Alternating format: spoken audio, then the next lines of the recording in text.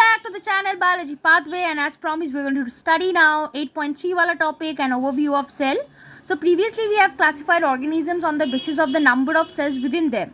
There were unicellular organisms and multicellular organisms, but today we're going to study an overview of cell. So we are going to classify cell as plant cell and animal cell first. So when we are going to study an onion peel under the microscope, we can clearly understand that it's a plant cell. But if we are going to observe a human chick cell, then of course it's an animal cell. So when we observe this two cells under the microscope, we observed one thing, one difference in between them. What is that? Under the microscope, we first viewed the delimiting layer. So clearly understand what is delimiting layer, because delimiting layer is very important. What is a delimiting layer in a cell? We have studied about cell wall, we have studied about cell membrane, we have studied about nucleus, we have seen a diagrammatic representation in the first video of the chapter the cell. But what does the delimiting layer mean? Delimiting layer means the outermost layer. Okay, in a plant cell, matlab ki in an onion peel, we observe that the outermost layer was the cell wall. The outermost layer was the cell wall. But in a human chick cell, matlab in an animal cell, the outermost layer was the cell membrane. So this was the first major difference between a animal cell and a plant cell. I hope this is clear to everybody. Okay, now we are going to talk about eukaryotic nucleus and prokaryotic nucleus. Okay, first let me read it from the NCERT book. You have earlier observed cell in an onion peel or a human chick cell under the microscope. Let us recollect their structure. The onion cell, which is a typical plant cell, has a distinct cell wall at its outer, as its outer boundary. Matlab delimiting layer. Repeat after me, delimiting layer. Okay, delimiting layer. And just within the cell membrane. Okay, the cell of the human chick cell have an outer membrane as the delimiting structure of the cell. Inside each cell is a dense membrane bound structure called nucleus. So now we will first study about nucleus beta. Within the nucleus there was a plasma kind of a substance called as nucleoplasm. Okay, nucleoplasm. Now cells are of two types, eukaryotic and prokaryotic, and on the basis of what we divided into eukaryotic and prokaryotic, mainly on the basis of that dense membrane bound structure called nucleus. Now this line, dense membrane bound structure, you will understand that this line is always not true for all cells, because cells now can be classified into eukaryotic cell and prokaryotic cell, and within eukaryotic cell there will be the presence of eukaryotic nucleus, and within the prokaryotic cell there will be the presence of prokaryotic nucleus. Is it clear to everybody? So see here, I am just repeating it once again so that all of you can understand it very nicely, that first we classified organism on the basis of the number of cells present within them. And on the basis of that we said multicellular organisms are there and unicellular organisms are there. Then we classified cell on the basis of plant cell and animal cell, and the major difference between plant cell and animal cell that was their delimiting layer. In an animal cell, the delimiting layer was what? Naki, the cell membrane. And in a plant cell, the delimiting layer was what? Naki, the cell wall. Okay, clear? Next, we got to know that inside each cell, there is a dense structure. I am not telling this two word, membrane bound. I am just telling dense structure called nucleus. And in the first lecture, in the first class, in the first video, I discussed that within the nucleus, there is a plasma kind of a substance called nucleoplasm. Right? So now we are dividing this nucleus as eukaryotic and prokaryotic. But always remember, this eukaryotic nucleus and prokaryotic nucleus didn't came like that. Okay? Because we can classify the cells as prokaryotic cell and eukaryotic cell, this prokaryotic nucleus and eukaryotic nucleus is nothing but the components of a prokaryotic cell and an eukaryotic cell. So within a eukaryotic cell, you will find a eukaryotic nucleus. And we are presenting here. So if you see this eukaryotic nucleus, you can see there is an outer membrane and an inner membrane. This is the nucleus, okay? And there is an outer membrane and an inner membrane. And why I have written NM nuclear membrane, outer nuclear membrane and inner nuclear membrane. Within the nucleoplasm, you can see I have marked it, nucleoplasm. Within the nucleoplasm, there is a circular structure called nucleolus, and this is a flower-like structure called chromosome. So a nucleus is 10 to the power minus 6 meter. 6 meter, 10 to the power minus 6 meter. Clear till this much? Okay, come to prokaryotic nucleus. But if you look into this nucleus, you see there is no nuclear membrane. There is no nuclear membrane. You can see any nuclear membrane? No. You can see any nucleus? You can see any nucleus? No. There is absence of nucleus. So nuclear membrane and nucleus absent. Nuclear membrane and nucleus absent. Can you see any so can you consider this nucleus to be a well-defined nucleus? This is a well-defined nucleus which comprises of a nuclear membrane, which comprises a nucleolus, which comprises a chromosome, which comprises a nucleoplasm. Okay, but in a prokaryotic nucleus, can you see a nuclear membrane? Can you see a nucleolus? Can you see a well-defined nucleus? No. So this kind of nucleus is called as false nucleus.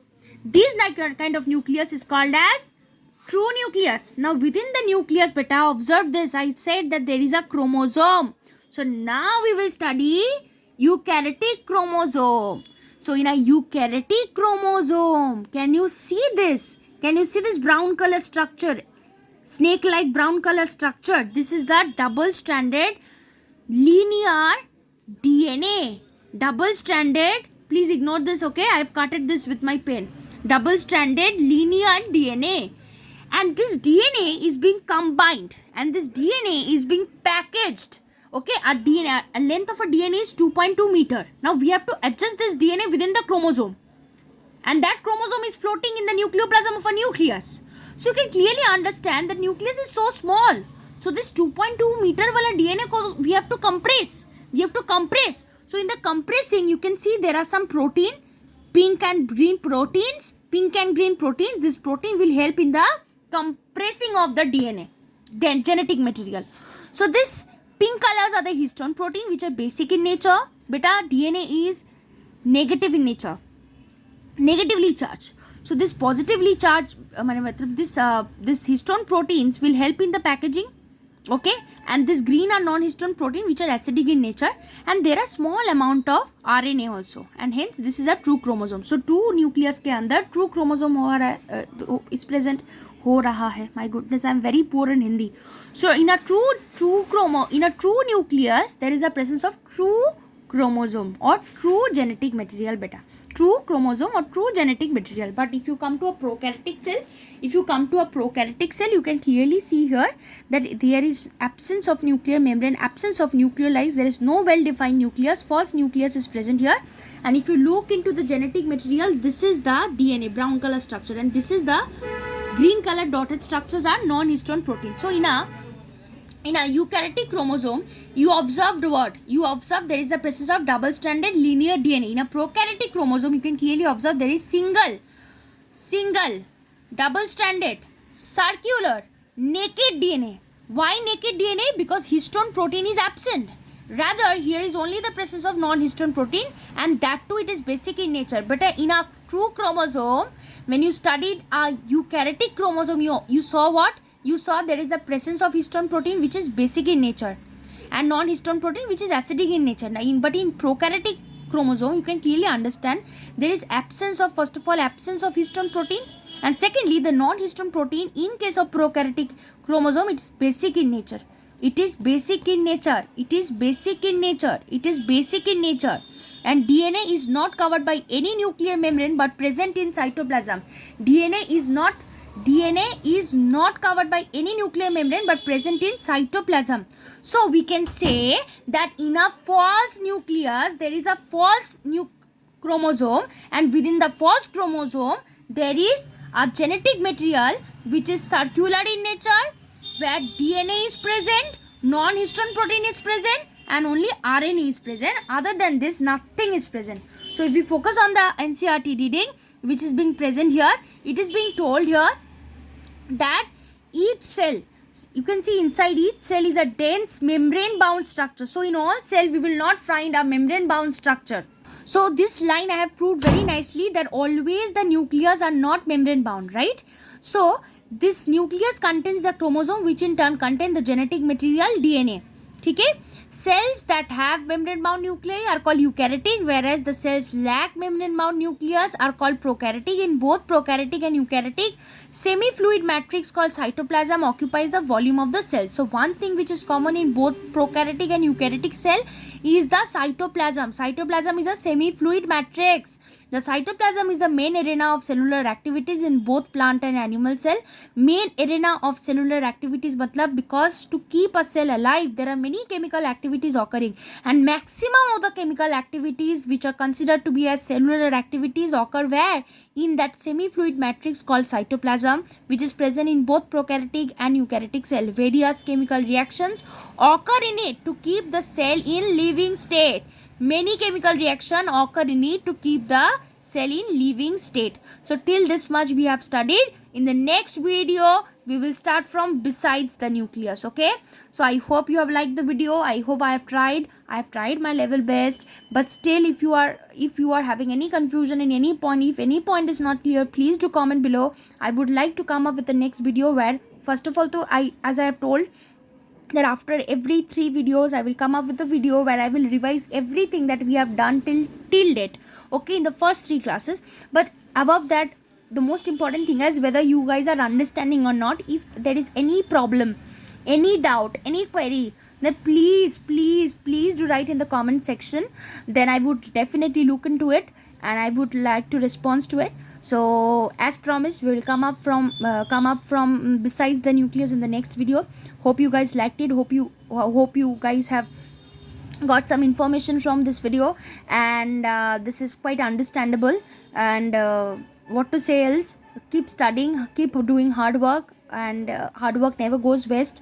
And again, meeting you guys in the next video in Biology Pathway.